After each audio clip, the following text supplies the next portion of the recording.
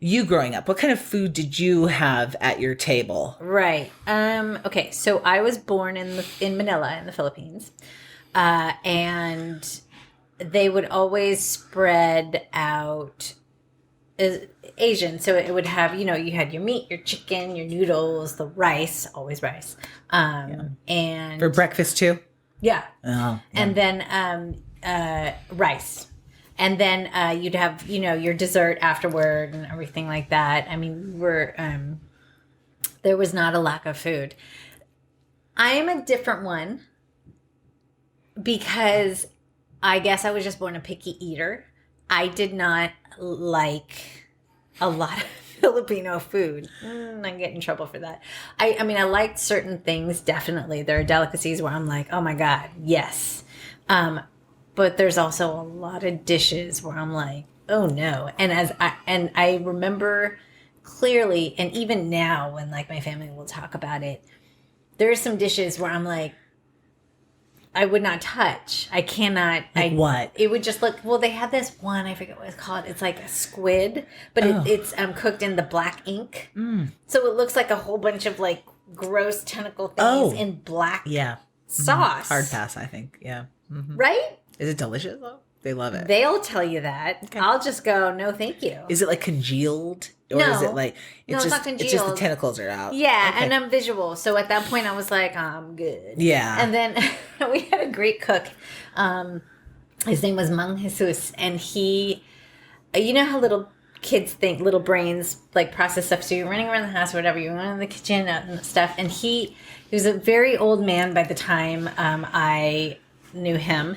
And he had been a cook for my grandmother and, all this stuff. And we lived in this compound. Anyway, he had one tooth.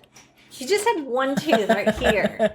And I remember playing it. And, you're little and he's tall and big or however tall giant. He was. Yeah. But his one tooth. And he would always be in front of the thing, mixing or whatever. And in my little mind, and I never said it to him, but I remember thinking, all his teeth are in the food. Like I just didn't. That's funny. I just didn't. I was like, because where else would they be? Right. Yeah. Mm-hmm. So did you not like the stuff he cooked because you thought the teeth were in the food?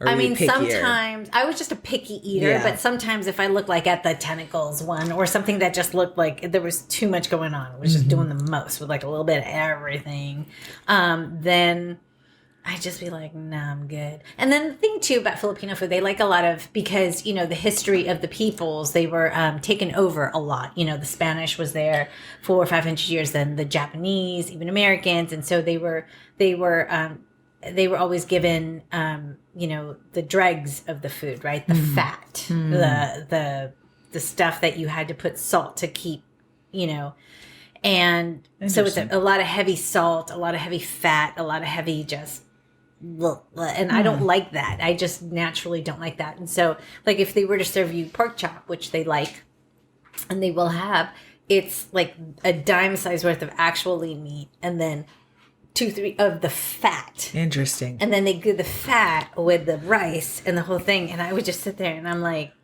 I'm not going to eat. So I remember there's so many memories of me just being not eating on the plate. And then of course parents will tell you, well, if you don't eat anything on that plate, you're not going anywhere. You're sitting there until it's done. Which I think is so wrong. And I will wait it out. I remember days and days of just, I would just sit at that Did table. they like wrap it up and then put it back in your face when you were No. in the morning? Yeah, no, they wouldn't be that. Okay. I've heard stories. Because I would wait them out and I'd just be like, just sit there at the table. Oh, yeah. Just like look at the... And I'd watch everybody else play around me or whatever, but I would just sit. And I remember that, but I just would not eat that. There were things I would eat, and then there are things I just won't. Yeah. And power to my mom and dad and everybody else who didn't... After a certain point, they realized they couldn't force me, and they didn't want to force me necessarily. They just wanted me to eat. Mm-hmm. Like, okay, what will you eat, please? Right.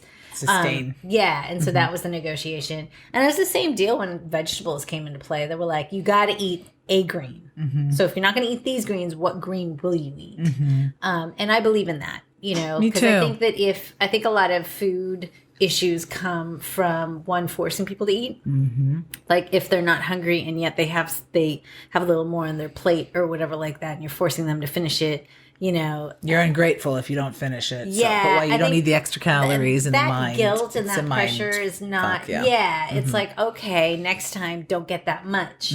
Or when they're serving the plate, just be like, no, get this first, and if you want more afterward, then you can put more. You know, but I don't believe in that whole thing. Force feeding. Yeah, force feed. And What it is. Yeah. yeah, and so I'm grateful for that. So that's where I think my moderation came in terms of portions. Let's just say. Yeah. But I had no problems with snacks. Yeah. And like baked goods and candies and stuff like that. Yeah. Yeah. So I love it. That's so interesting. yeah.